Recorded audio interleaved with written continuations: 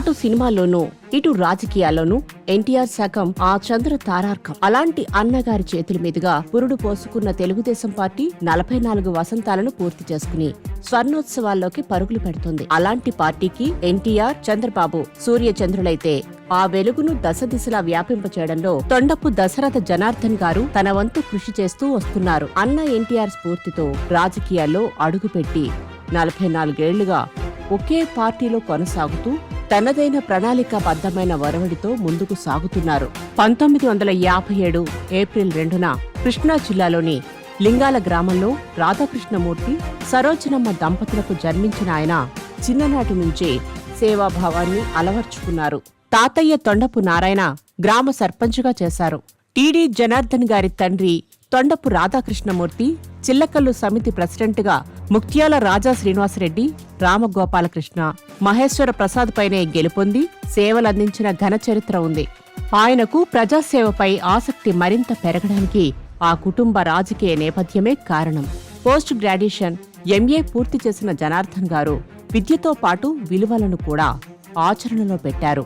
1982లో స్వర్గీయ నందమూరి తారక రామారావు గారు తెలుగుదేశం పార్టీ పెట్టినప్పుడు ఆయన స్ఫూర్తితో రాజకీయాల్లో అడుగుపెట్టారు. ఓ పక్క కుటుంబ బాధ్యతలను, మరో పక్క ప్రజాసేవను సమన్వయం చేస్తూ ముందుకు సాగారు. తెలుగుదేశం పార్టీతో రాజకీయ ప్రయాణం ప్రారంభించిన ఆయన క్రమంగా ప్రజల్లో విశ్వాసాన్ని సంపాదించారు. స్నేహశీలత, ప్రణాళిక దృష్టి, అంకితభావం లాంటి సుగుణాలు పార్టీ అధినేతలను ఆకర్షించింది. ముఖ్యంగా చంద్రబాబుకు నమ్మిన బంటు అనే పేరు తెచ్చుకున్నారు. కృష్ణా జిల్లా కోఆపరేటివ్ సెంట్రల్ బ్యాంక్ అధ్యక్షుడిగా 9 సంవత్సరాలు సేవలందించి రైతుల అభివృద్ధికి కీలక పాత్ర పోషించారు. 1995లో ఆప్కాబ్ చైర్మన్గా బాధ్యతలు చేపట్టి సహకార రంగానికి కొత్త దిశను చూపించారు. జెడ్పీటీసీ సభ్యుడిగా, కోఆపరేటివ్ సొసైటీ అధ్యక్షుడిగా గ్రామీణాభివృద్ధికి కృషి చేశారు. లింగాల, పోచవరం, గంగెల్లి గ్రామాలను దత్తత తీసుకుని అభివృద్ధి కార్యక్రమాలు చేపట్టడం ఆయన సేవాస్ఫూర్తికి నిదర్శనం. 2015లో గవర్నర్ కోటాలో ఎమ్మెల్సీగా ఎన్నికై ప్రజల విశ్వాసాన్ని మరింత చూరగొన్నారు. టీడీపీ పొలిట్ బ్యూరో సభ్యుడిగా, పొలిటికల్ సెక్రటరీగా, ఎన్టీఆర్ లిటరేచర్ కమిటీ చైర్మన్గా, తన శ్రీమతి జయప్రద పేరుతో ఏర్పాటు చేసిన జయప్రద ఫౌండేషన్ చైర్మన్గా ఆయన పాత్ర బహుముఖం. ఎన్టీఆర్ లిటరేచర్ కమిటీ ఆధ్వర్యంలో రూపొందించిన సజీవ చరిత్ర, శకపురుషుడు, ఎన్టీఆర్ ప్రసంగాలు, తారక రామం, మహాపురుషుని మైలురాళ్లు పుస్తకాల ప్రచురణ, జై ఎన్టీఆర్ వెబ్సైట్ నిర్వహణ, అన్న ఎన్టీఆర్ యూట్యూబ్ ఛానల్ ఏర్పాటు, ఎన్టీఆర్ శతజయంతి ఉత్సవాల్లో కీలక పాత్ర, సిబిఎన్ అసెంబ్లీ ప్రసంగాలు, మన చంద్రన్న సంక్షేమం, అభివృద్ధి, సామాజిక న్యాయం పుస్తకాలను ప్రచురణతో కొత్త ఒరవడికి శ్రీకారం చుట్టారు. తన సొంత గ్రామం లింగాలలో శివాలయం, రామాలయ నిర్మాణం, ఇలా చెప్పుకుంటూ పోతే అంతే ఉండవు ఆయన సేవలు. పార్టీ అధినేత చంద్రబాబులానే అవిశ్రాంతంగా పనిచేయడంలో దిట్ట. రాజకీయాల్లో బాధ్యత, సమాజంలో సేవ, సాంస్కృతిక విలువలు, ఈ మూడింటి కలయికే టీడీ జనార్దన్ గారి జీవితం. ప్రజల కోసం జీవించే నాయకుడిగా ఆయన ప్రయాణం ఇంకా కొనసాగుతూనే ఉంది. ఏవి చూశారు కదా, ముఖ్య అతిథి టీడీ జనార్దన్ గారు వారి ఆఫీస్కి వచ్చాం. వారిని అడిగి ఆయన జర్నీలో సక్సెస్ని, వారు ఎదుర్కొంటున్న ఛాలెంజెస్ని వారి నోటి నుంచే స్పష్టంగా విందాం. ఎందుకంటే వారి లైఫ్ చాలామంది ఈరోజు అప్కమింగ్ యూత్ ఎవరైతే ఉన్నారో వాళ్ళు రాజకీయాలు రావాలని ఉత్సుకత ఉన్న వాళ్ళకి, రాజకీయాలు రాణించాలనుకుంటే సమాజానికి ఏం చేయాలి, ఇవన్నీ కూడా ఆయన జర్నీలో మనకి స్పష్టమవుతాయి. కనుక వారిని అడిగి ఇతర విషయాలని తెలుసుకున్నాం. సార్ నమస్తే అండి. నమస్కారం సార్, మీరు ఒక కృష్ణా జిల్లాలో లింగాల గ్రామం నుంచి స్టార్ట్ చేశారు మీ జీవితం. మీది రాజకీయ కుటుంబం. మీ నాన్నగారు, మీ తాతగారు కూడా ఆ ఊరికి పెద్ద దిక్కు. అక్కడి నుంచి వచ్చిన మీరు ఉన్నత చదువులు చదువుకొని, ఆ రోజుల్లో ఈ రోజుల్లో విద్య అంటేనే, ఆ రోజుల్లో చదువుకున్నారంటే మీరు ఈరోజు ఎక్కడికో వెళ్ళేవాళ్ళు. అలాంటి నేపథ్యం ఉండి మీరు రాజకీయాల వైపే వెళ్ళాలన్న ఆలోచన ఎందుకు వచ్చింది? దాని అనుకున్న ప్రేరణ ఏంటండి? మీరే చెప్పారు కదా, మాది రాజకీయ కుటుంబం. దాంతోపాటు నేను కాలేజ్ డేస్లో కూడా కొంచెం స్టూడెంట్స్ లీడర్గా ఉండేవాడిని. ఆ తర్వాత యూనివర్సిటీలో కూడా నాగార్జున యూనివర్సిటీలో ఎంఏ చదివాను. అక్కడ కూడా యాక్టివ్గా ఉండేవాడిని. సరే, ఏదైనా ఆ జనతా పార్టీ టైంలో జనతా ఉద్యమం, ఎమర్జెన్సీ ఇవన్నీ ఫాలో అవుతుండేవాడు. సో మొదటి నుంచి మీరు కాంగ్రెస్ వ్యతిరేకులే.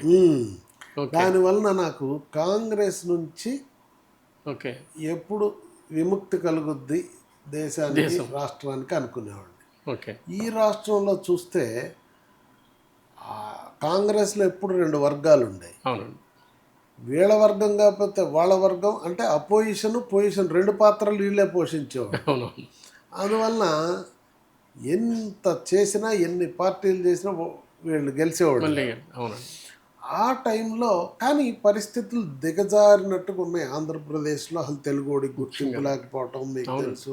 ఆ తర్వాత అవమానాలు అవునండి ఇవన్నీ గమనిస్తున్న రోజుల్లో అన్నగారు అవునండి పార్టీ పెడతానని ప్రకటించారు. అవునండి అప్పుడు నేను ఎంఏ చదివి 82లో ఎండాకాలం రిజల్ట్స్ వచ్చే టైంలో ఊర్లో ఉన్నా. ఈ ప్రకటన ఎప్పుడైతే చూశానో ఎస్ ఇక కాంగ్రెస్ ఓడిపోద్ది అని నా మనసుకు ఫస్ట్ తట్టింది. రైట్ మనం మన రోల్ ప్లే చేయాలి.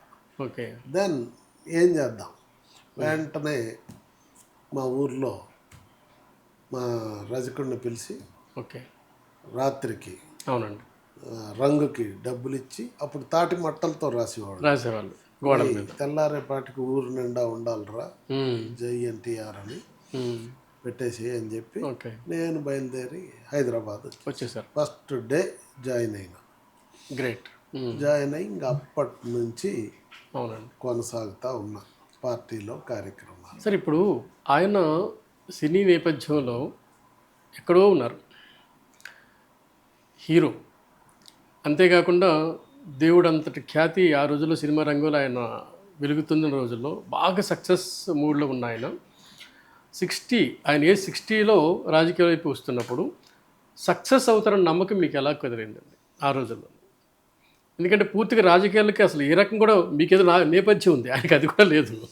లేకపోయినా రామారావు గారు ఏ కార్యక్రమం తలపెట్టినా అవునండి ఆ విధంగా ఆయన సక్సెస్ఫుల్గా చేసేవారు. అందులో లీనమైపోయి అవునండి అవపోసన పట్టినట్టు చిత్తశుద్ధి చూశారు కదా సినిమాల్లో. అవునండి ఆయన పౌరాణికం చేసిన, అవునండి జానపదం చేసిన, అవును చారిత్రకం చేసిన, సాంఘికం చేసిన, దేశభక్తిపరమైన సినిమాలు తీసిన, అవునండి ప్రతి సినిమాలో ఎండ్ అయ్యేటప్పటికి ఏదో ఒక సందేశం.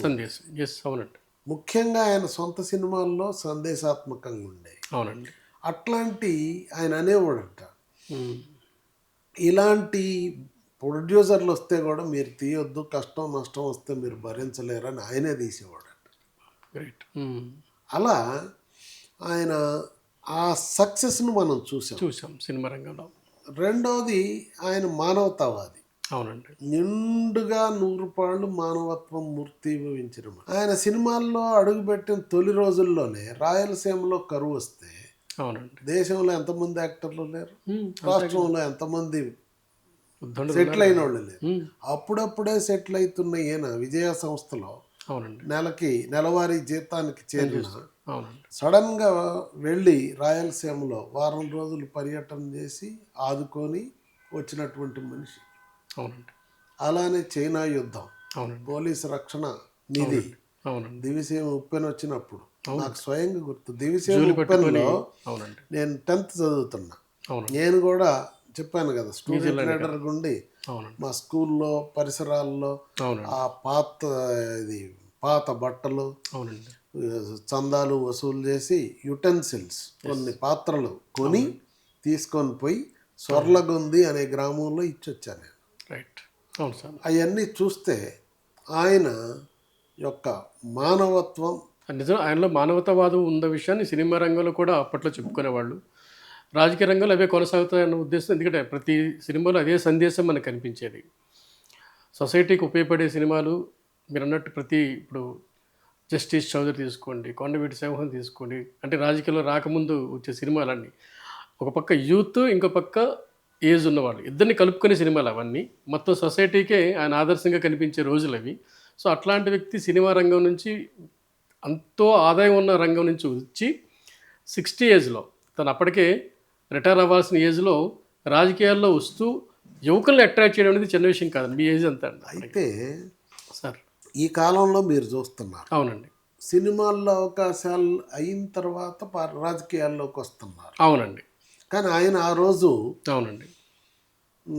ఆయన ఆ రోజున సెకండ్ ఇన్నింగ్స్ అంటారు. రామారావు గారి సినిమా చరిత్ర రెండుగా చెప్పొచ్చు మనం. అవునండి. సెకండ్ ఇన్నింగ్స్ అవునండి. యమగోళ, అడవిరాముడు తర్వాత అందుకుంది. అవునండి.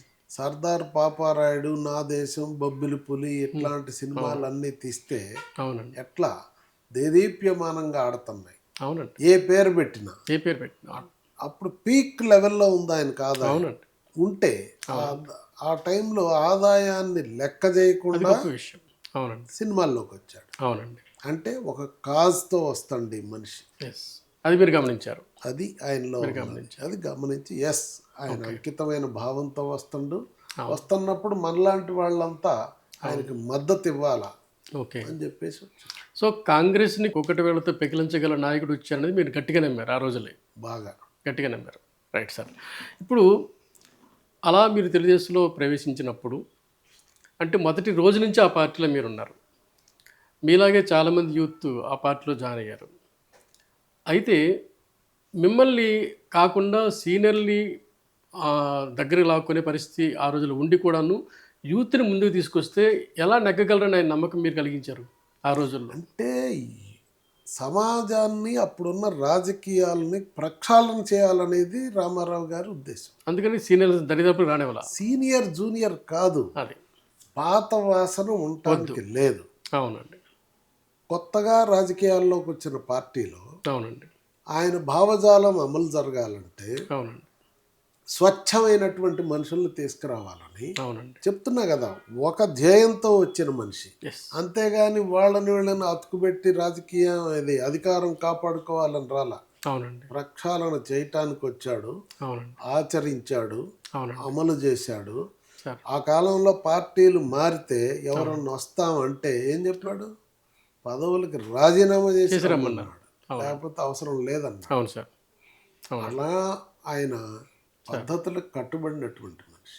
గ్రేట్ అండి. మీలాంటి యూత్ని అట్రాక్ట్ చేయగలిగారు ఆ రోజుల్లో. ఎందుకంటే ఆయన అసలు యూత్ ఏంటండి, ముసలోళ్ళ దగ్గర నుంచి ఆడవాళ్ళ దగ్గర నుంచి కుర్రోళ్ళ దాకా ఆయన చైతన్య రథం వెంబడి పరుగులు ఎట్లా తీసేవాళ్ళు. అవునండి, మేము చూసాం కదా. తెలుగుదేశం పిలుస్తుంది రా కదిలి రా అన్నాడు. ఆ ఫోటోనే ఆ పిలుపు ఏంటి? రెండు. అవునండి.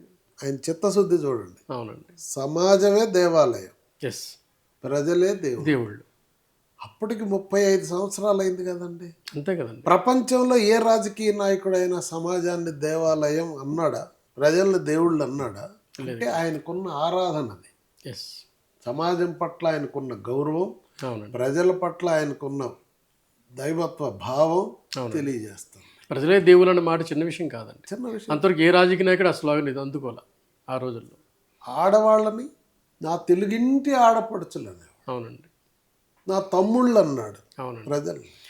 ఇలా ఒక బంధం తో అవునండి, ఆయన ప్రతి మాటలో ఇది కనపడుతుంది. అవునండి, స్వచ్ఛత. కరెక్ట్. ఎందుకంటే ఆయన సక్సెస్ అయ్యాడు. మీరు అన్నట్టు నాయకులు దేవుళ్ళు అన్నారు తప్ప ప్రజలు దేవుళ్ళు అన్న రోజులు లేదు. ఇప్పుడు ఆ రోజుల్లో ఇందిరాగాంధీని దేవత అన్నారు.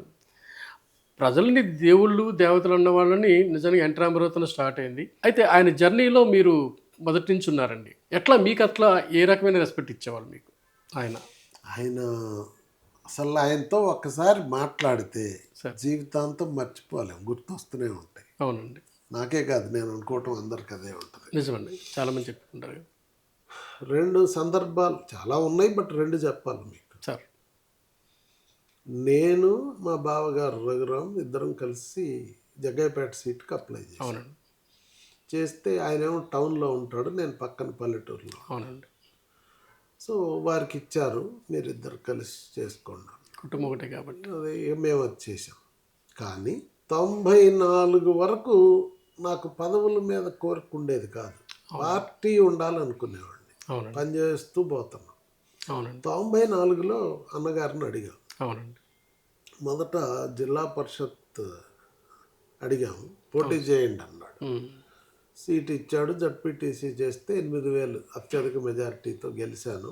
అవునండి. తర్వాత మీకు తెలుసు పార్టీలో ఈ దుష్ట శక్తుల వ్యవహారాలు వచ్చినందువలన అవునండి. నాకు అవకాశం పోయింది, ఇంకో వాళ్ళకి వచ్చింది. అవునండి.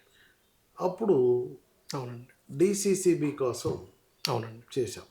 అప్పుడు ఫస్ట్ టైం బాబు గారిని కలిసా పోయి. అవునండి. కలిస్తే నిమ్స్ దగ్గర ఉండేవారు. అవునండి. కలిస్తే అది ముందు చెప్పాల్సింది కదా, డిసిసిబి ట్రై చేద్దుర్రాలే అన్నాడు. అన్నగారి దగ్గరికి వెళ్తే ఆయన అన్న మాట చూశాడు. చాలా నిదానంగా ఉన్నావు, నెగ్గుకు రాగలవా జిల్లాలో అన్నాడండి. మీరు అవకాశం ఇవ్వండి అన్నగారు, మంచి పేరు తీసుకొస్తాను. అవునండి. మా రఘురాం పక్క నుండి మీ ముందే ఏం మాట్లాడతారు సార్ చూస్తాం అన్నాడు. అవునండి. మరి ఊళ్ళో సొసైటీ నామినేషన్ వేస్తే యునానిమస్ అయింది. అవునండి. మళ్ళా పోయి కలిసాం. అవునండి. మరి డైరెక్టర్ వేయాలి కదా అన్నగారు అంటే, వేయండి మేము చూస్తాం. అవునండి. జిల్లాలో అంతమంది హెమాహెమీలు ఉంటే ఆ కాలంలో అవునండి. నన్ను ఆయన అవునండి. ప్రతిపాదించాడు. ఆయన నాకు అవకాశం ఇచ్చాడు. ఎన్టీఆర్ అవకాశం ఇస్తే అవునండి. ఆ విధంగా జిల్లా బ్యాంక్ అధ్యక్షుడిగా జిల్లా బ్యాంక్ చరిత్రలో ఫస్ట్ టైం సార్ ఏకగ్రీవంగా ఎన్నికయ్యా. ఈనాటికి ఆనాటికి అదే రికార్డు. గ్రేట్ అండి. ఆ తర్వాత బాబు గారు అవునండి నాకు ఆప్కాబ్ అవకాశం అప్కప్ చైర్మన్ గారు. నేను అది కూడా వారిని ఇది ఆయన్ని అడిగాను అన్నగారిని. అవునండి. ఈయన అడగటానికి వెళ్తే టైం కుదరలా, అవునండి. కానీ అడగకుండానే ఇచ్చాడు. అనకూడదు కానీ ఆదాయం లేని పోస్టులు ఇవన్నీ. ఆదాయం మీద నాకు దృష్టే లేదు. సర్వీస్ ఆనాడు ఈనాడు ఏనాడు అవునండి. ఆదాయం మీద వ్యాపారం మీద దృష్టి లేదు. రాజకీయాల్లో ఉండి కూడా వ్యాపారాలు చేస్తున్న వాళ్ళు ఉన్నారు. అంతే. కానీ ముందు నుంచి అన్నగారు కానీ బాబు గారు కానీ ఏమనేవారంటే, అవునండి, పార్టీకి పనిచేసిన వాళ్ళని గౌరవిస్తాం, అవునండి, గౌరవం ఉన్న వాళ్ళనే ప్రోత్సహిస్తాం అన్నారు. అవునండి. ఆ ధోరణిలోనే ఎంత ఆస్తి ఉంటే ఏంటి, కీర్తి ముఖ్యం. ఇప్పుడు తాతాలకి బిర్లాలకి రాజకీయాల్లో విలువ ఉంటుందా? అంతే కదా. ఆస్తి ఉంటే ఉండొచ్చు, అంతే కదా. కానీ క్రమేణా మారుతున్నాయి వాతావరణం. అవును సార్. కానీ అందుకని నాకు ఏ రోజు ఆ మోజు లేదు, అలవాటు లేదు. సార్ యాక్చువల్గా మా జర్నలిజం కెరీర్ కూడా ఆల్మోస్ట్ తెలుగుదేశం జర్నీతోనే స్టార్ట్ అయిందండి. మేము అందరినీ అబ్జర్వ్ చేసి ఇంకో మాట చెప్పండి సార్. రామారావు గారు చెప్పండి సార్. ఇంకో సందర్భంలో మేము మొట్టమొదట ఎమ్మెల్యే ఎన్నికైనాక రఘురాం మాకు సాగర్ నీళ్ళు వస్తాయి. అవునండి. నల్గొండ, ఖమ్మం, కృష్ణా జిల్లా. అవునండి. కృష్ణా జిల్లాకి సాగర్ నీళ్లు రావాలంటే ఈ 2 జిల్లాలు దాటుకొని రావాలా. ఎండాకాలం ఎద్దరు వచ్చింది, రైతులంతా మిరప, పత్తి ఇవన్నీ వేశారు. అవునండి. వేస్తే నీళ్లు రాక పొలాలు ఎండిపోతున్నాయి. అవునండి. ఎండిపోతూ ఉంటే రైతులందరూ వచ్చి అడిగారు. మేము పొలాల మీదకి వెళ్ళాం. ఫస్ట్ టైం కాలువ మీదకి వెళ్ళినటువంటి పొలాల మీద పొలాలు ఎండిపోతున్నాయి, రైతులు గొడవ పెడుతున్నారు చూసాం. ఇంకా ఆలోచించి ఏం చేసామంటే రైతులతో కలిసి వత్సవాయి రోడ్డు మీదకి వచ్చాం. రోడ్డు మీదకి వచ్చిన తర్వాత మాకు ఒక ఆలోచన వచ్చింది. అప్పుడు టెలిఫోన్ ఎక్స్చేంజ్లు ఉండేవి, అక్కడ నుంచి డైల్ చేస్తే పైకి వస్తాయి కాల్స్. ఎస్టీడీ కాల్ రావాలన్నా గంట పట్టుద్ది. అవునండి. నాకు ఆపరేటర్ తెలిసిన అతను ఉన్నాడు. అంతే కదా. మేమిద్దరం ఆలోచించి ఏమనుకున్నామంటే, ఇది చాలా పెద్ద సమస్య కదా, అన్నగారికి తెలియజేద్దామని సీఎం గారు అవునండి ఫోన్ కలపమన్నాం. కలిపితే పేషీకి వెళ్ళిపోయింది. పేషీలో వాళ్ళు ఎత్తి ఇట్లా అండి బర్నింగ్ ఇష్యూ అంటే పెద్ద ఆయనకి ఇచ్చారు. గ్రేట్. ఇస్తే అన్నగారు ఏమన్నాడంటే, ఏమది మనం కదా నీళ్ళు ఇచ్చేది, ఎందుకు అలా ఉంది, మీరు ఉదయం 5ంటికి వచ్చేయండి ఇంటికి అన్నాడు. మేము వెళ్ళేపాటికి ఇంజనీర్లు అందరూ ఉన్నారు. ఆ ఇంజనీర్ గారు ఏందండి ఇక్కడ పెట్టి చెప్పారు, మా చెప్పొచ్చు, మేము నీ ఆఫీస్ చుట్టూ తిరుగుతుంటే మీరు కూడా పలకలేదు కదా, మరి ఏం చేయాలి, ముఖ్యమంత్రి అందుబాటులో ఉన్నారు మీకు, ఎండిపోతుంటే అని చెప్తే ఒకే 3 నిమిషాలండి ఎందుకు అలా జరుగుతుంది అన్నాడు. నల్గొండ, ఖమ్మం జిల్లాల్లో ఎక్కువగా డ్రా చేస్తున్నారండి నీరు, అందువల్ల కిందకి పోవట్లేదు, కష్టం, మరి మీరేం చేస్తున్నారు, వెంటనే ఎక్సెస్గా ఉపయోగించే మొత్తం కంట్రోల్ చేయండి. రఘురామ్ టైలాండ్ ఎక్కడ అన్నాడు, దాములూరు అన్నాం. దాములూరులో నీరు పంపించి మాకు రిపోర్ట్ చేయండి. అవసరమైతే పోలీస్ పెట్రోలింగ్ పెట్టండి. అవునండి. ఆయన కార్యదర్శికి కలెక్టర్ ఎస్పీకి చెప్పమన్నాడు. అవును. 3 నిమిషాలు క్లోజ్ పంపించేశాడు. బయటకు వచ్చాక సిఈ గారు ఎస్ఈ గారు, అయ్యా నువ్వు ఒక 4 రోజులు టైం ఇవ్వు మాకు, అవునండి. మీ ఇంటికాడ ఉండండి, మేము నీళ్లు తీసుకొని వస్తామన్నమాట. అవునండి.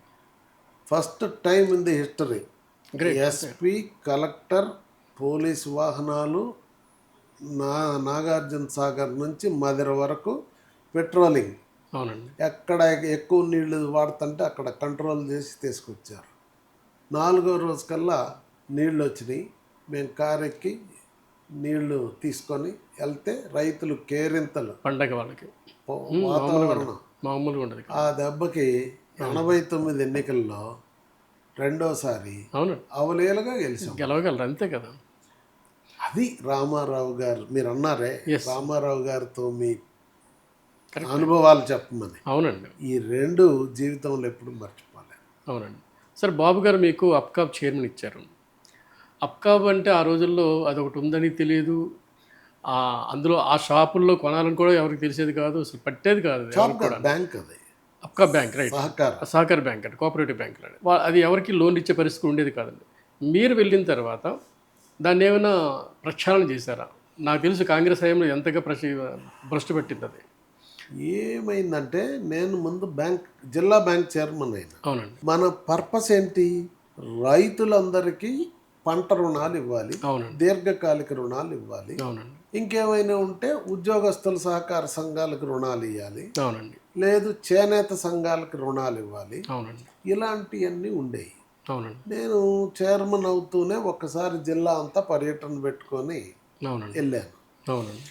ఎక్కడెక్కడ ఎవరెవరు ఏం అడుగుతున్నారు, అసలు నిజమైన అవసరాలు ఏమున్నాయి చూసా, లిస్ట్ రాసుకున్నాక బ్యాంకుకి వచ్చి అధికారుల సమావేశం పెట్టాను. మరి ఎన్ని అవసరాలు ఉన్నాయి, మనం ఒక బ్యాంక్ అని చెప్తున్నారు కదా, ఎందుకు చేయలేకపోతాం? అంటే మనకి డిపాజిట్లు రావండి, డిపాజిట్లు ఉంటేనే కదా ఏదైనా చేసేది. రెండవది మనకు అవకాశాలు తక్కువ ఉన్నాయి, అందువల్ల లిమిటెడ్గా చేస్తుంటాం అన్నారు. మరి అయినప్పుడు మన యంత్రాంగం ఎంత ఉంది, మన సభ్యులు ఎంతమంది ఉన్నారు, ఇంత వ్యవస్థ మనకు ఉంటే అందరం కలిసి పనిచేస్తే వాణిజ్య బ్యాంకులకు పోయే డిపాజిట్లను మనం వస్తాయి కదా సహకార వ్యవస్థకి ఆకర్షించలేమా అని అడిగా. ఇది చాలా పెద్ద కథ సార్, అంత తేలిక కాదు, మన మీద క్రెడిబిలిటీ కూడా తక్కువ ఉంటుంది అన్నారు. ఇవన్నీ చెప్పొద్దయా, మనసుంటే మార్గం ఉంది, కష్టపడి పనిచేస్తే సాధ్యం కాదు లేదు అని. అప్పుడు ఈ జిల్లాల్లో సహకార సంఘాల ద్వారా రుణాలు తీసుకున్న రైతులంతా పంటలు పండించి వచ్చిన ఆదాయాన్ని వాణిజ్య బ్యాంకులో డిపాజిట్ చేస్తున్నారు. మీరు అంతవరకు డిపాజిట్ చేసి సంఘాలలో మాకు అధికంగా రుణాలు ఇవ్వమంటే ఎక్కడ తెచ్చిస్తారు? ఇంకా అంతే కదా.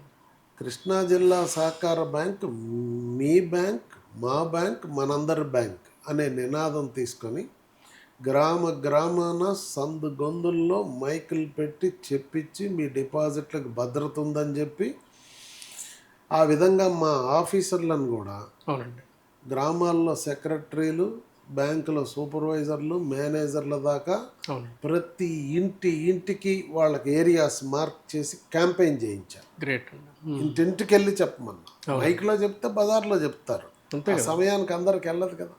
కరపత్రం ఇచ్చి చెప్పి, ఇంకోటి వాణిజ్య బ్యాంకుల కంటే మేము వడ్డీ ఎక్కువ ఇచ్చేవాళ్ళం. ఎక్కువ ఇస్తుంటే ఎందుకు రావు డబ్బులు? అంటే గవర్నమెంట్ బ్యాంక్ కదా, మనం అప్రోచ్ కాటల్లా. ఇప్పుడు వాణిజ్య బ్యాంకులు డిపాజిట్ మొబిలైజేషన్ అని వారోత్సవాలు, పక్షోత్సవాలు చేస్తారు. మీరు చేస్తున్నారా? చేయట్లే. అప్పటికి మనం ఎందుకు చేయొద్దు? మనం కొత్తగా చేస్తున్నాం కనుక ఒక మాసోత్సవం చేద్దాం. కంప్లీట్గా ప్రతి ఇల్లుని టచ్ చేయాలి. ఎవరి పరిధిలో వాళ్ళు సెక్రటరీలు, సూపర్వైజర్లు అందరూ. అది మేము 1 నెల చేసామండి. ఈ మీటింగ్ అంతా అయ్యే వరకే మాకు రాత్రికి, అంటే వాళ్ళందరినీ అప్పుడుకున్న అలవాట్లని క్యారీ చేసి వాళ్ళని కన్విన్స్ చేసి, ఎస్ వాళ్ళు కదా చేయాల్సి, అంతే కదా, యుద్ధంలోకి మేము దిగుతాం అనిపించాం. వాళ్ళకి చైతన్యం కావాలి అనిపించి చేస్తే 1 గంట అయింది. రాత్రి భోజనం అక్కడే పెట్టాం. 1 గంటకి డిస్పర్స్ అయినాం. వారం కలుస్తాం మనం, వారానికి ప్రోగ్రెస్. అవునండి. సంఘాల వారీగా, బ్రాంచుల వారీగా, దానిలో విభజించి సూపర్వైజర్ల వారీగా మేనేజర్కి, వ్యక్తులకి, సంస్థలకి, వ్యవస్థలకి టార్గెట్స్ పెట్టి అవును సార్. ఆ చార్ట్ ప్రకారం వారానికి రివ్యూ చేసి సార్. ఈ వారంలో ఏం జరిగింది అవునండి. చూస్తే బాగా చేసిన వాళ్ళు ఉన్నారు, మధ్యస్థంగా చేసిన వాళ్ళు ఉన్నారు, అవునండి. చేయలేకపోయిన వాళ్ళు ఉన్నారు. మరి ఆయన సూపర్వైజరే, ఆయన సెక్రటరీ, వారు చేస్తే మీరెందుకు చేయలేదు? అర్థమైపోతుంది. నేనేం వాళ్ళని ఏం అనలా. అవి జరిగినాయి, ఇక్కడ ఎందుకు జరగల? ఆయన చేస్తే నువ్వెందుకు చేయలేదు? నిర్లిప్తత. అప్పుడు వీళ్ళు కూడా మొదలుపెట్టారు. ఆ విధంగా సక్సెస్ఫుల్గా ఫస్ట్ ఇయర్ డబల్ చేసాం డిపాజిట్స్. చైతన్యం తీసుకొచ్చారు, బాగా మోటివేట్ చేశారు ఎంప్లాయీస్ని, అటుపక్క రైతుల్ని మోటివేట్ చేశారు. అదేనండి. చేసిన తర్వాత సార్ అప్పుడు నబార్డ్ దగ్గరికి వెళ్ళా. వాళ్ళు కదా రీఫైనాన్స్ అంతే ఇచ్చారు. కదండి. అవునండి. వాళ్ళను కూడా ఒప్పించి మెప్పించి మన పెర్ఫార్మెన్స్ చూయించి అదనంగా ఫండ్స్ తెచ్చి అవునండి. అప్పుడు నెక్స్ట్ సీజన్కి బయలుదేరా. జిల్లాలో డిపాజిట్ మొబిలైజేషన్కి ఎట్టయితే మేము బ్రాంచుల వైజ్గా తిరిగాము, అవునండి. మళ్ళా బ్రాంచ్ వైజ్గా మీటింగులు పెట్టి అవునండి.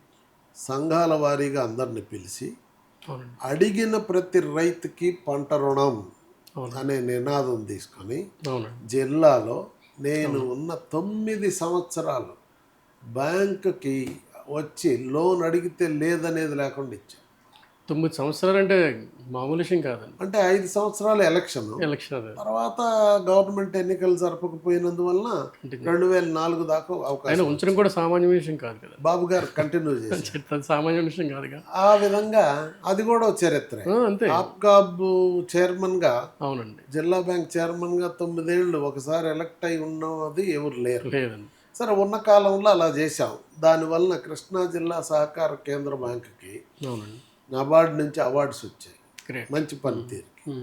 అదే ధోరణిలో ఆ మోడల్ చెప్పి ఆప్కా పాలక వర్గంలో మిగిలిన జిల్లాలన్నిటికీ చెప్పేసి ఆ ఫార్ములా. అవునండి. ఇక్కడ ఒక నిర్ణయం తీసుకొని 22 జిల్లా బ్యాంకులను విజిట్ చేసిన ఏకైక ఆప్కాబ్ చైర్మన్ నేను. అంతకు ముందు చరిత్ర తీయించా.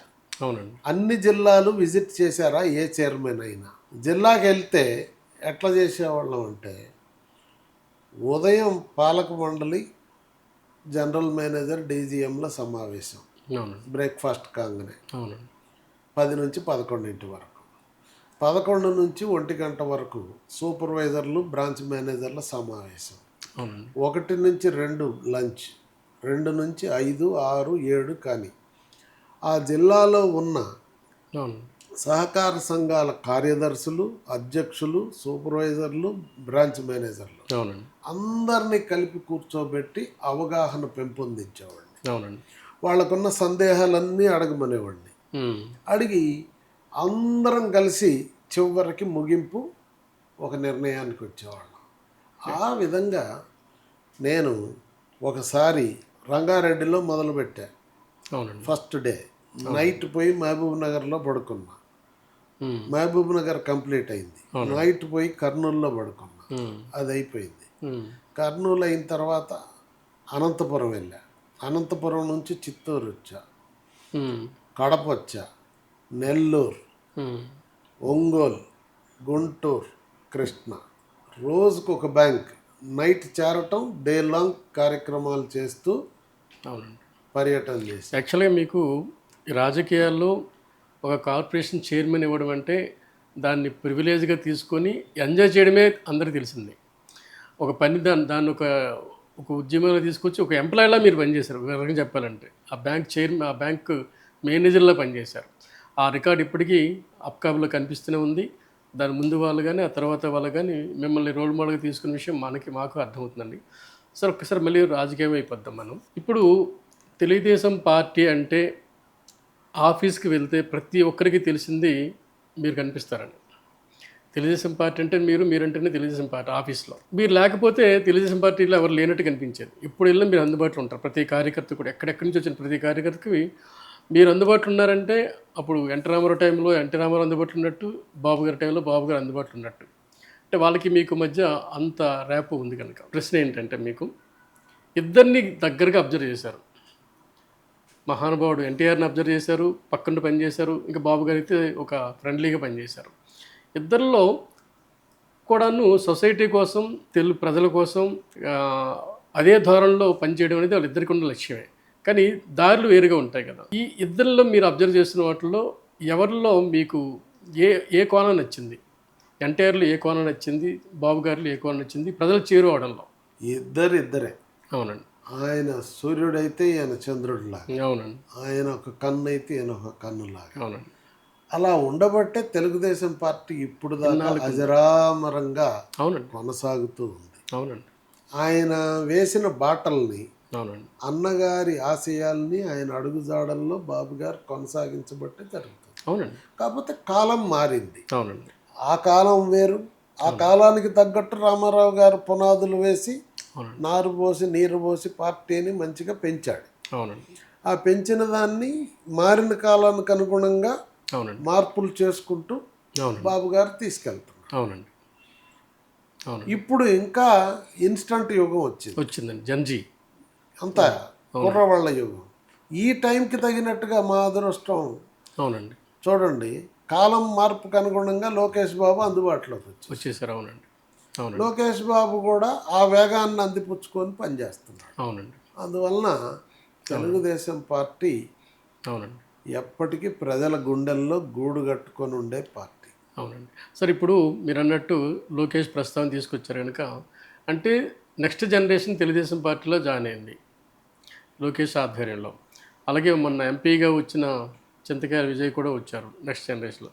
మరి మీ ఫ్యామిలీ నుంచి ఎవరైనా ఉన్నారా తెలుగుదేశం పార్టీలో నెక్స్ట్ జనరేషన్ రావడానికి? మీ పార్టీలో మీరు మీ ఇంట్లో నుంచి ఎవరు వచ్చినట్టు కనిపించట్లేదు? అది ఇప్పుడే ఏమేమి చెప్పేది కాదు. అవునండి. అంటే నాకు ఒక అబ్బాయి ఒక అమ్మాయి, అవునండి, ఇద్దరు కార్పొరేట్ లాయర్లు ఓకే చేశారు. అవునండి. అబ్బాయి అమెరికా వెళ్ళి పీజీ కూడా చేసి వచ్చాడు. వచ్చాక జయప్రద ఫౌండేషన్ సార్ నా వైఫ్ పేరుతో పిల్లలిద్దరు కలిసి అవునండి 18లో అపోజిషన్లో ఉన్నప్పుడు రిజిస్ట్రేషన్ చేశారు. అవునండి. చేసి అప్పుడు మా పాప అవునండి కార్యక్రమాలు నిర్వహించేది. అవును సార్. మా అబ్బాయి సపోర్ట్ చేసేవాడు. అట్లా నడుస్తూ పోయింది. అవునండి. అప్పుడు నేను దాని మీద దృష్టి పెట్టే టైం ఉండేది కాదు. అవునండి. ఎందుకంటే రాత్రింబగుళ్ళు పార్టీ ఆఫీసులో కాపలా కాయాలి. మీకు తెలుసు కదా. తెలిసింది. గత 5 సంవత్సరాలు జరిగిన పాలనలో ఎవరిని ఎప్పుడు ఎందుకు అరెస్ట్ చేస్తారో, జైల్లో పెడతారో, అసలు వాడు ఇంటికి వస్తాడో రాడో తెలియదు కాదు. అలాంటి టైంలో కొన్ని రాత్రులు నిద్రపోకుండా తెల్లవారిన దాకా ట్రాక్ చేసి పనిచేసిన రోజులు ఉన్నాయి. నాతో పాటు బాబు గారు కూడా మెలుకుతూ ఉండేవాడు. అవునండి. అలా జరుగుతున్న టైంలో కుదరలా. అవును సార్. కానీ గవర్నమెంట్ వచ్చిన తర్వాత అవునండి కొంచెం పని భారం పార్టీ ఆఫీస్లో తగ్గటంతో అవునండి అప్పుడు నేను ఈ జయప్రద ఫౌండేషన్ మీద దృష్టి పెట్టాను. అప్పుడు దాకా విజయవాడ పరిసరాల్లో అవునండి ఈ సేవా భారతి స్కూల్స్ ఇవన్నీ అవునండి బిషప్ హాజరయ్య అట్లా ఇంకా కొన్ని అవునండి చేసేవాళ్ళు. సిద్ధార్థ మహిళా కళాశాల అవి మా పాప వాళ్ళు. నేనేం చేశానంటే ఒక ఏరియాని తీసుకొని ఆ ఏరియాలో ఉన్న సమస్యల్ని ఇరాడికేట్ చేసే విధంగా చేద్దాము అని ఆలోచన వచ్చింది. అవునండి. ఎందుకు అక్కడ వచ్చిన ఫీడ్బ్యాక్ చూస్తే అవునండి ఒకటి కళ్ళ సమస్య ఉంది. అవునండి. ముఖ్యంగా నయనం ప్రధానం. మీరు చెప్తారు మనకి ఎన్ని అవయవాలు ఉన్నాయి. అంతే కదండి. 2 క్యాన్సర్ ఒకటి బాగా సార్ ప్రబలుతుంది. అవునండి. ఇదేమో గుర్తిస్తే బతుకుతున్నారు తొలి దశలో, అవునండి. లేట్ అయితే పోతున్నారు. అవునండి. సింపుల్. అవునండి. మూడోది స్కూల్స్లో చదివే పిల్లలకి రక్తహీనత ఉంది. అవునండి. మేము హెల్త్ క్యాంప్స్ చేస్తా అంటే అవునండి పాప వాళ్ళకి తెలియదు. అవునండి. రక్తహీనత ఉంటే అన్ని రకాల జబ్బులు కాలవాలి. అవునండి. వాళ్ళకి కావాల్సిన టానిక్లు మందులు ఇచ్చి పేరెంట్స్కి తెలియజేస్తే ఇక జాగ్రత్త పడతారు. అవునండి. అదొకటి ఉంది. అవునండి. ఇంకోటి ఏంటంటే వెరికోస్ వెయిన్స్. అవునండి. ఈ పొలాల్లో రైతులు వీళ్ళు కాయ కష్టం చేసే వాళ్ళకి ఎక్కువ వస్తున్నాయి. అవును సార్. ఇదొక సమస్య ఉంది. అవునండి. ఉంటే మేము మొదట కళ్ళది కార్యక్రమం నియోజకవర్గంలో స్టార్ట్ చేసి అవునండి ప్రతి ఊర్లో ప్రతి క్యాంపస్ ఇంటికి తెలియచేసే విధంగా కరపత్రాలు ఇవ్వటం, మైక్లో ప్రచారం చేయటం, ఆ తర్వాత ఇంటింటికి వెళ్ళటం. అవునండి. ఇలా అందరికీ తెలియజేసి కార్యక్రమం చేశాం. అవునండి. చేస్తే బాగా అనిపించింది. సో అందరిని ఐడెంటిఫై చేసి అవునండి. కంటి చూపు మందగించిన వాళ్ళందరికీ కళ్ళజోళ్ళు ఇస్తాం. గ్రేట్ అండి. ఆపరేషన్లు అవసరమైన వాళ్ళకి ఆపరేషన్లు చేస్తాం. అవునండి. ఆ తర్వాత అవునండి. ఇది గమనిస్తూ ఉంటే మనకి క్యాన్సర్కి కూడా పరీక్షలు చేస్తాం. అవునండి. క్యాన్సర్ ఐడెంటిఫై చేస్తే చాలామంది ఎంతో హ్యాపీ. అవునండి. చూయించుకున్న వాళ్ళల్లో మేము గమనించింది ఏంటంటే, అవునండి. మీకు లేదు అంటే వాళ్ళకు ఒక ఉత్సాహం, ధైర్యం వస్తుంది. అంతే కదండి. ఉంది అన్న వాళ్ళకి తెలియంగానే వైద్యానికి వెళ్తున్నారు. అవునండి. వాళ్ళు నాతో స్వయంగా చెప్పారు, అయ్యా మేము బెదవాడ దాకా పోయి వైద్యం చేయించుకోలేము, మా మంచి పని చేస్తున్నాం, ఊరు దాకా వచ్చి కార్పొరేట్ వైద్యాన్ని పేదోడి ఇంటి ముందుకు తీసుకుపోవడమే మా చాలా గొప్ప విషయం. జయప్రద ఫౌండేషన్ చాలా గొప్ప విషయం. చేస్తున్న పని అవునండి. జరిగింది. అట్లే స్కూల్స్లో చేసినప్పుడు పిల్లలు భావి భారత పౌరులు కదా, అవునండి. వాళ్ళ ఆరోగ్యానికి అవును. ఈ ఎనీమియా ఉన్న లిస్ట్ అంతా చేసి స్కూల్కి పేరెంట్స్కి తెలియజేస్తున్నాం. ఓకే.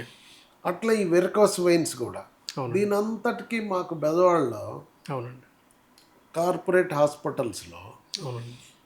శంకర్ నేత్రాలయ వాళ్ళు మాతో టైప్ ఎంఓయూ చేసుకున్నారు. అవునండి. అలానే ఈ మన హర్ష వాస్కులర్ సెంటర్ వాళ్ళు వెరికోస్ వెయిన్స్ కోసం చేశారు. అవునండి. అట్లానే మన క్యాన్సర్ హాస్పిటల్ కూడా అవునండి. మన మోహన్ వంశీ గారిది ఉంది కదా, సార్. ఒమేగా, అవునండి. ఒమేగా వాళ్ళు కూడా మాతో చేసుకున్నారు. అవునండి.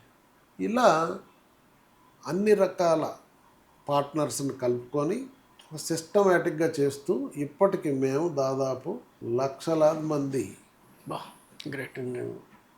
గ్రామస్థాయి పేదలకి పేదల్ని పరీక్ష చేసి అవునండి. దాదాపు 15,000 మందికి కళ్ళజోళ్ళు ఇచ్చాం. అవునండి.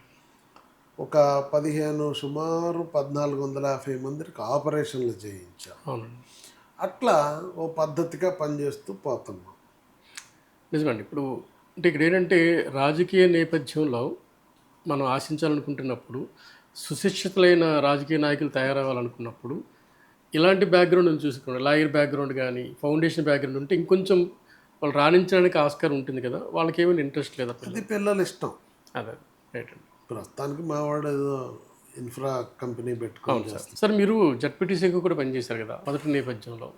సో అక్కడ నుంచి మీరు వస్తున్నప్పుడు జడ్పీటీసీ నుంచి వస్తున్నప్పుడు మీకు ఒక లక్ష్యాలు ఉంటాయి. ఏదో మినిస్టర్ అవ్వాలని, లేదు ఇంకొక పెద్ద పదవి సంపాదించాలని ఉంటుంది. కానీ ఆ ప్రయాణాన్ని మీరు అంత దూకుడుగా ప్రదర్శించట్లా. ఒక సాంప్రదాయకంగా, ఒక సిస్టమేటిక్గా నా పని ఏదో నేనే చేస్తాను అంటే మిగతా వాళ్ళు చూస్తారు కదా. మనం రాజకీయాల్లో మనకు అన్నీ తెలిసిందే, ఎంత షార్ట్ కట్స్లో వెళ్తుంటారు అన్నది. ఈ మధ్య కూడా మీరు చూశారు, ఎంపీ స్థానాలు వస్తుంటాయి, లేదంటే మంత్రి పదవి స్థానాలు వస్తుంటాయి. ఇంత నేపథ్యం ఎన్టీ రామారావు గారు తెలుగుదేశం పార్టీ పెట్టిన మొదటి రోజు నుంచి ఉన్న మీరు ఇంత నేపథ్యం ఉండి కూడాను ఆ స్థాయిలో వెళ్ళకపోవడానికి మీ మొహమాటం కారణమా, లేదంటే మీకు ఏంటి ఎక్కడ మీరు మిస్ అవుతున్నారు? నేను రామారావు గారు అధికారం వచ్చిన తర్వాత మళ్ళీ ఒకసారి 89లో అధికారం పోయింది. పోయినప్పుడు విజయవాడ డివిజన్కి జన చైతన్య యాత్రలు చేయించాను. అపోజిషన్లో ప్రజలను చైతన్యం చేయటానికి కన్వీనర్గా ఉండి గ్రామ గ్రామాన పర్యటన చేశాం. అలా పార్టీ పనిచేస్తాం. తర్వాత బాబు గారు వచ్చిన తర్వాత నాకు ఆప్కాబ్ చైర్మన్ ఉన్నా కూడా పార్టీ పనిలో ఎక్కువ ఉపయోగించేవాడు. హైదరాబాద్ జిల్లా పరిశీలకుడుగా చేశాను, చిత్తూరు చేశాను. అలానే ఈస్ట్ వెస్ట్ గోదావరిలో నియోజకవర్గాల వారీగా పర్యటనలు చేశాను. ఇదంతా పార్టీ ఎప్పుడు ఏ పని చెప్తే అది చేసేవాడిని. అట్లనే 1999 ఎన్నికలకు ముందు బాబు గారు మొదట ముఖ్యమంత్రి అయిన తర్వాత ఈయన కంప్యూటర్ విప్లవం వస్తుంది, ఐటీ విప్లవం గమనించి అది తెలుగు వాళ్ళకి అందజేయాలని తపన పడుతూ ఈ హైటెక్ సిటీ, ఈ బిల్ గేట్స్ ఇట్లాంటి కంపెనీలన్నీ తీసుకొచ్చాడు. కాంగ్రెస్ వాళ్ళు ఈ పోటీని తట్టుకోలేక ఇది ఈయన ఉన్నవాళ్ళ ప్రతినిధి ప్రో రిచ్ ప్రో పూర్ ఇది అయితేనే ఈయన ఉన్నవాళ్ళ ప్రతినిధి కంప్యూటర్ కూడబెట్టుద్దా, పంపు సెట్ ఊళ్ళో లేదు అని ప్రచారం చేశారు. అప్పుడు మేము బాబు గారితో తెలియజేసి మీరు చేస్తున్నవన్నీ ప్రజల కోసమే, రైతులు, పేదలు, కార్మికులు, అవునండి. యువత కోసం. అవును. కానీ బ్రాండ్ డిఫరెంట్గా చేస్తున్నారు. అవునండి. దీన్ని మనం అధిగమించాలి. అధిగమించాలి. Yes. దీనికి ఒక మార్గం ఆలోచించాలండి అంటే ఎట్లా అన్నాడు. అప్పుడు మేము ప్రతి అంశం ఆయన చేసేది పేదవాళ్ళకి, రైతులకి, కార్మికులకి ఎట్లా ఉపయోగపడుతుంది, అవునండి. యూత్కి, మహిళలకి అని విశ్లేషణ చేసి అవునండి. చేస్తామని చెప్పాం. ఆ టీంలో అవును. కేసీఆర్ కూడా ఉన్నాడు.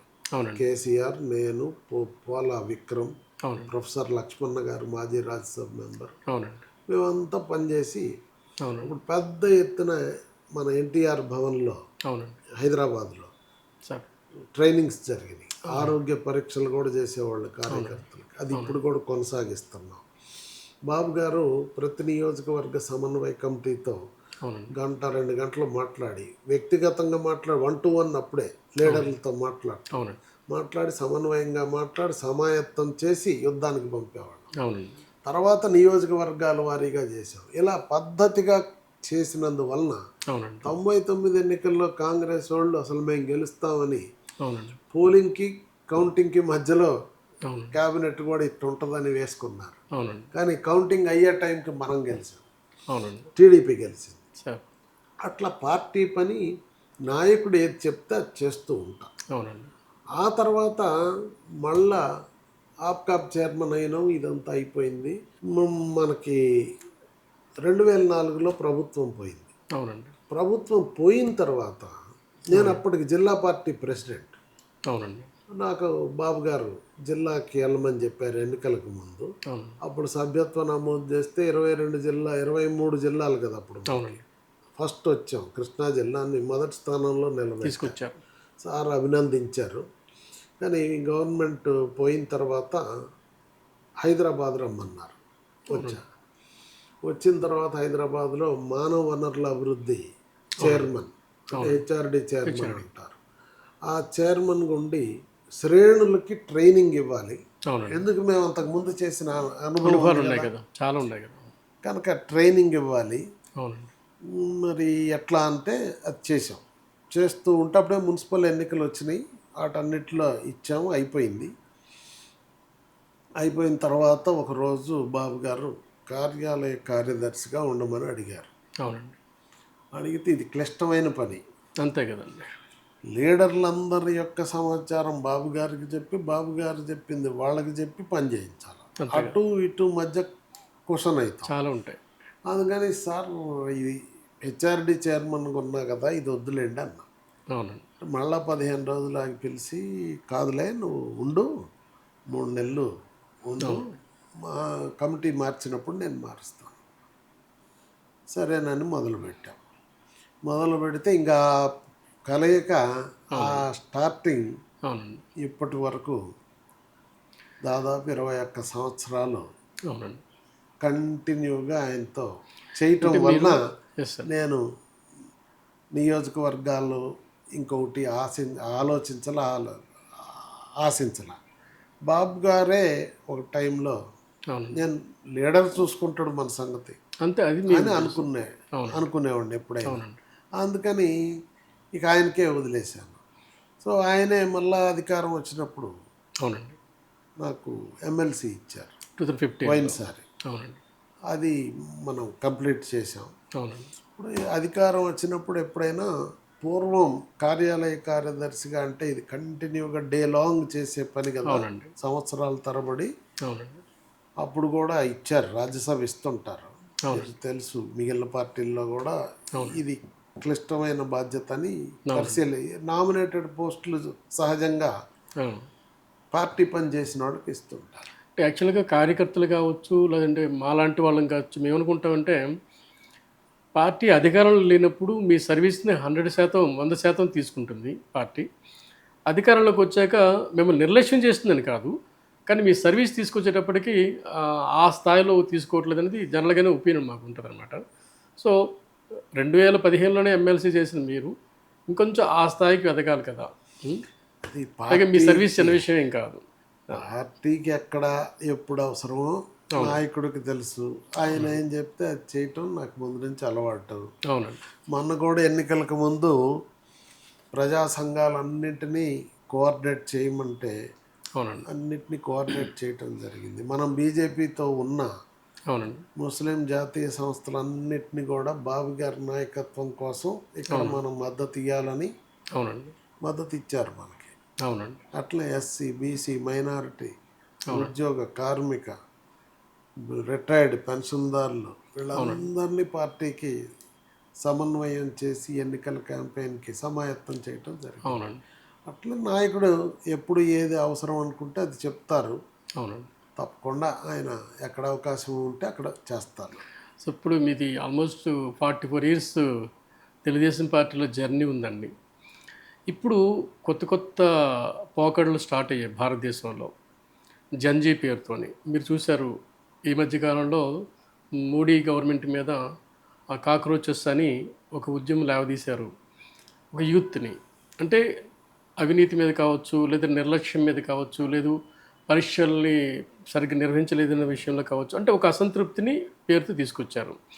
ఇకపోతే మన ఆంధ్రప్రదేశ్కి వచ్చేటప్పటికి ఈ మధ్య వైఎస్ జగన్మోహన్ రెడ్డి గారు మేము కూడా కాక్రోచ్లో తిరగబడతామంటున్నారు ఆయన. దీన్ని ఎలా మీరు ఫేస్ చేస్తారు? అసలు అర్థం ఉందండి? అది నిజం. కాక్రోచ్ ఏంది, ఏరైంది? అదే కదా ఇప్పుడు సాంప్రదాయ రాజకీయాలకి భిన్నంగా వచ్చిన ఉద్యమం, అది ఉద్యమాన్ని కాక్రోచ్ అంటున్నారు. అంతే కదా. ఎందుకు? ఆ సుప్రీంకోర్టు న్యాయమూర్తి గారు అంటం వలన ఆ పేరు వచ్చింది. అవునండి. దానికి ఏం లింక్ పెట్టుకుంటే ఎట్ట కుదురుద్దండి? అయిద్దండి? ఈయన అనుకుంటే అవుద్దా? అవును. ఈయన రాజకీయానికి భిన్నమైన రాజకీయమే కాక్రోచ్. కాక్రోచ్. అవునండి. అది అసంబద్ధం. అవునండి. ఊరక మాట్లాడుకుంటున్నాడు, పక్క మధ్య దాన్ని చూసి ప్రజలు నవ్వుకుంటున్నారు. అది నిజమేనండి. ఒక పక్క మద్యం మీద కేసులు నడుస్తూ ఉంటే కోట్లు బయటపడుతున్న వాస్తవాలు ఒక పక్కన ఉంటుంటే అదే పార్టీ వ్యక్తులు ఇంకో పక్క కాక్రోచ్. మీరు అవినీతి అంటే ఆ కాలంలో వాళ్ళ నాన్న ముఖ్యమంత్రి ఉన్నప్పుడు ఉన్న కేసులే ఇంకా నడుస్తున్నాయండి. ఇప్పుడు నిజాయితీ ఉంటే కోర్టుకు వెళ్ళి కోర్టులో రుజువు చేసుకోవాలి. కానీ అవునండి, ఇప్పుడు అధికారంతోనో డబ్బుతోనో దీంతో మనం దాన్ని వాయిదా వేయించుకుంటా ఉంటే అది నిజాయితీ కాదు కదా. నువ్వు నిరూపించుకొని అది లేదు అని అంటే బాగుంటుంది.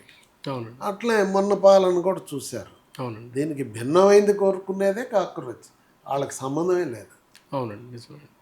సో ఇప్పుడు మీకు లోకేష్ గారు సీనియర్లైన మీకు పార్టీని అతుక్కొని పార్టీ కార్యాలయాన్ని ఇప్పుడు 24 గంటలు అవైలబుల్గా ఉంటుంది. మీకు ఎట్లాంటి రెస్పెక్ట్ ఉంటారండి? ఎట్లాంటి రెస్పెక్ట్ మీకు ఇస్తారు లోకేష్ గారు?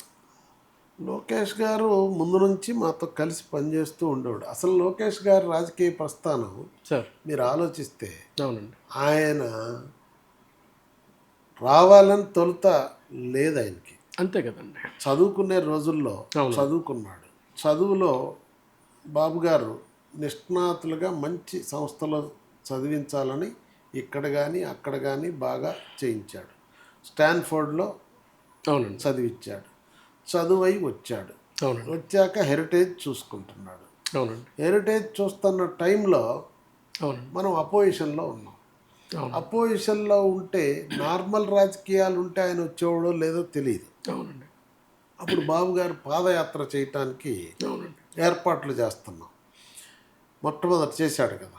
ఆ పాదయాత్ర చేసే టైంలో బాబు గారికి ఈ లోకేష్ బాబుకి కార్లు వీటి మీద కొంచెం ఆసక్తి కనుక బస్సు, ఆయనకున్న బస్సు ఎట్లా ఏర్పాటు చేశారు, వసతి సరిగా ఉందా లేదా నాన్నకి అని చెప్పేసి చూడటానికి వచ్చేవాడు. వచ్చినప్పుడు దిగి నేను అప్పుడు అన్నాను, బాబు నీకు రాజకీయాల మీద ఇంట్రెస్ట్ ఉందా అన్న.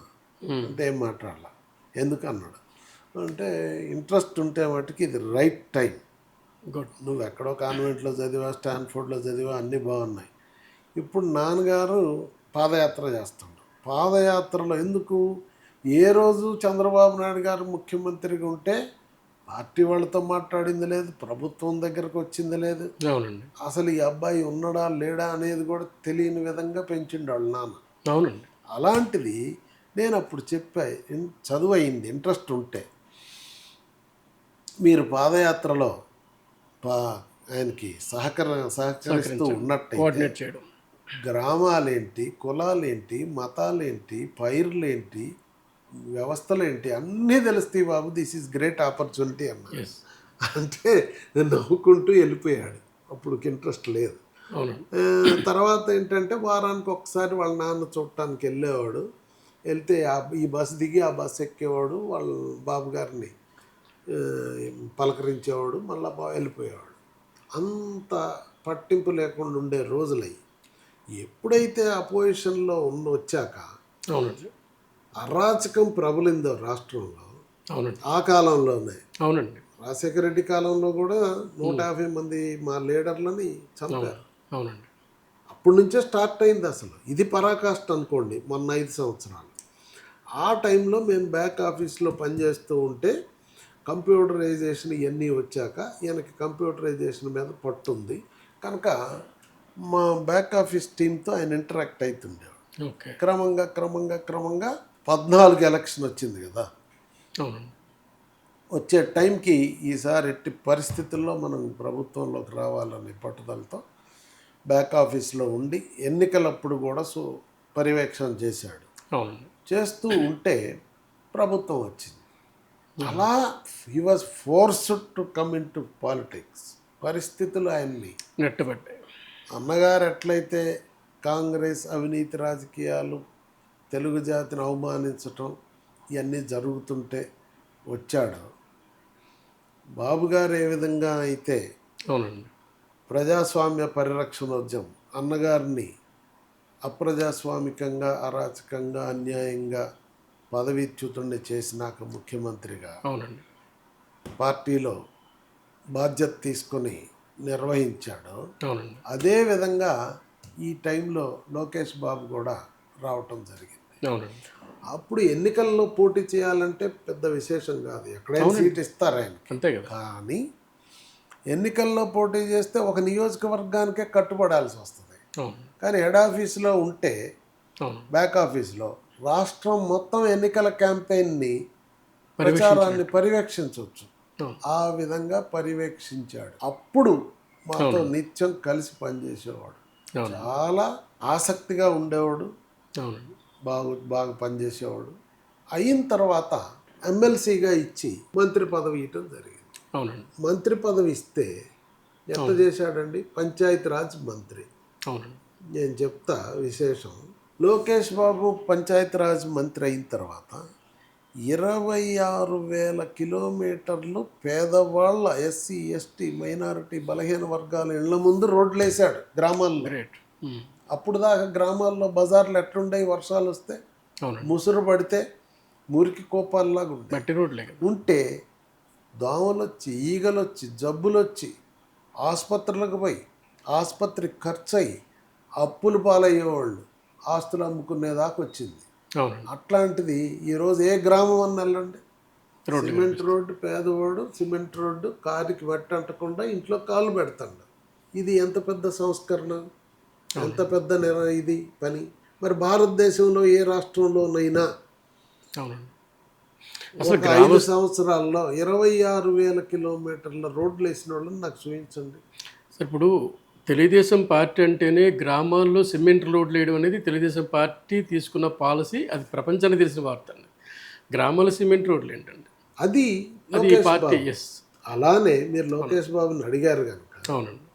మళ్ళా మొన్న అరాచక ప్రభుత్వం వచ్చింది. అవునండి. అరాచకం వచ్చినప్పుడు రోజు చూస్తా ఉంటే బ్యాక్ ఆఫీస్లో ఇది పరాకాష్ట అవుతుంది. అవునండి.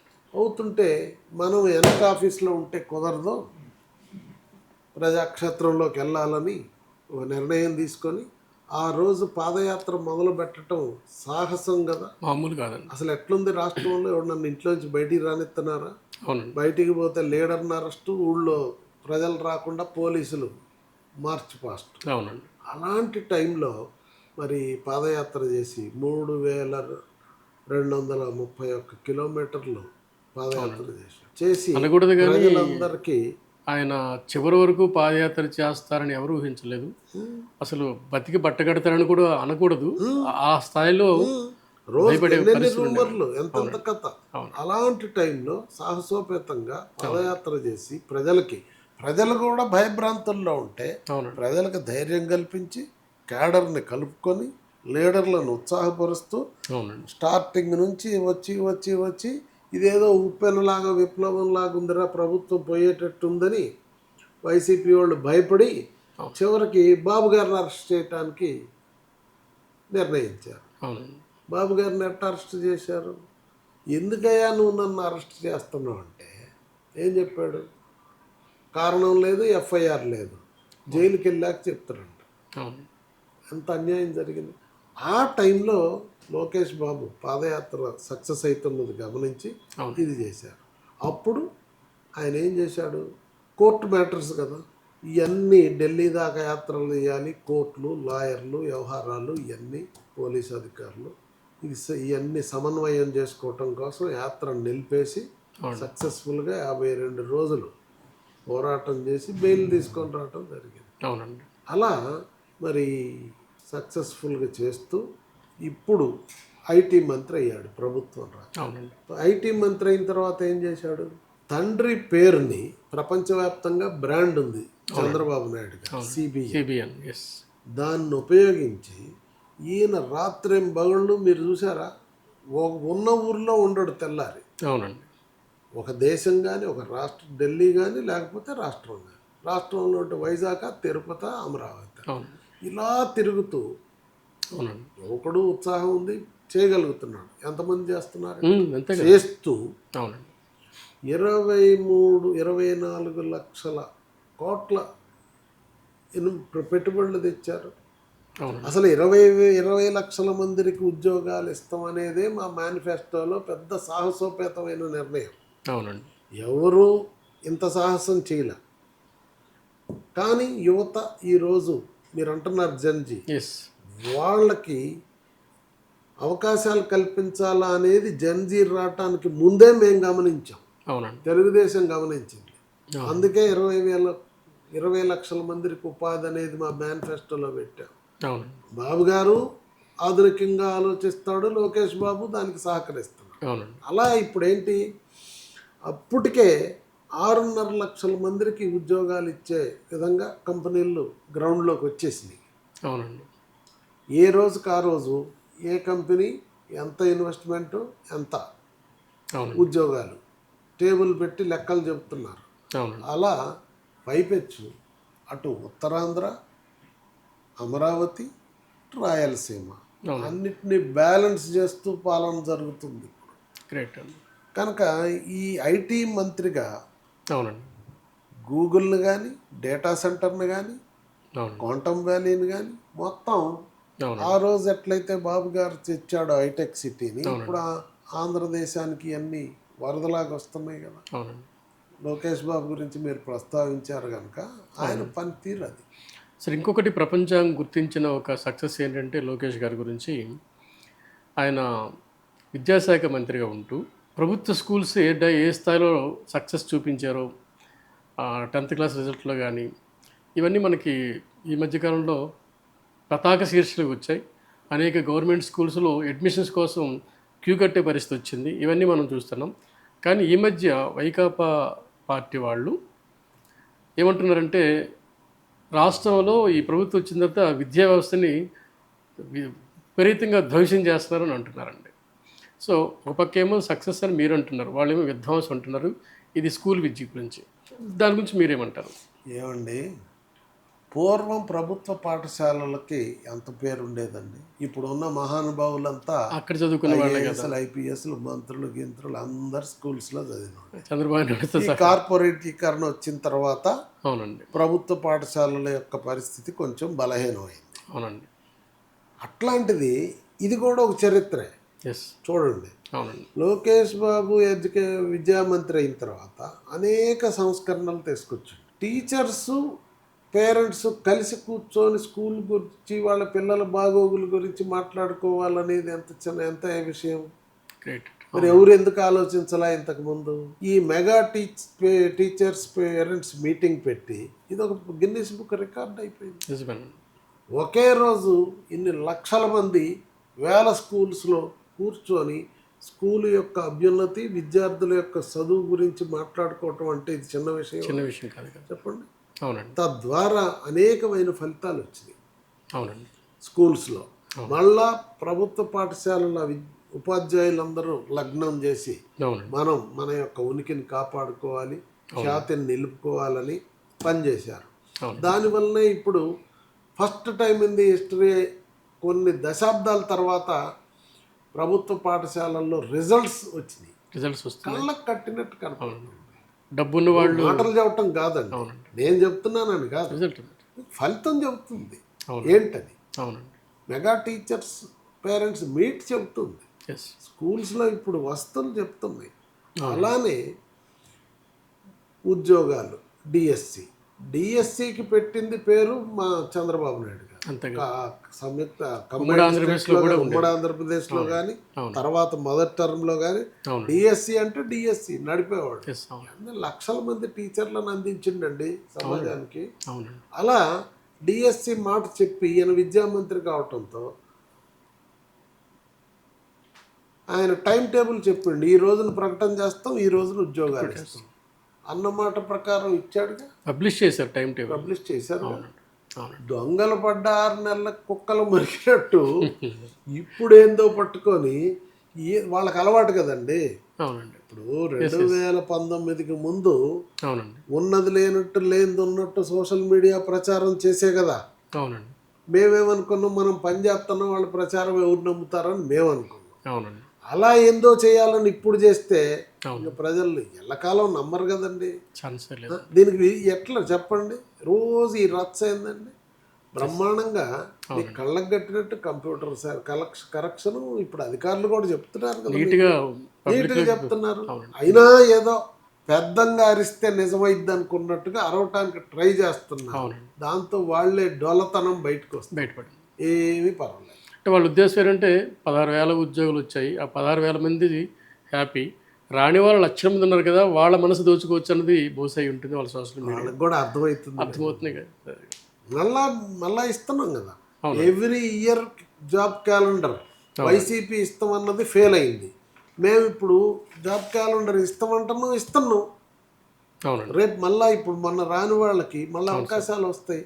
ఇందులోనే కాదు, ఈ ప్రైవేట్ పెట్టుబడులు వస్తున్నాయి కదా, అందులో కూడా వస్తాయి.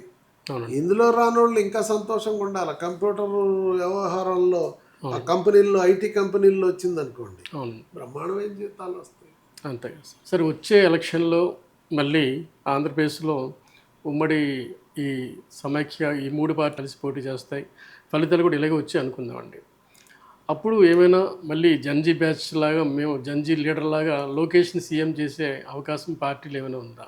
ఎందుకంటే పార్టీ కార్యకర్తగా పార్టీలో అది ఊహాజనితమైన ప్రశ్న. అవునండి. కాలం వస్తూ ఉంటే పరీక్షలు వస్తుంటాయి, పరీక్షలు నెగ్గుతుంటే అవకాశాలు వస్తుంటాయి. అవునండి. ఇప్పుడు మీరు చూడండి,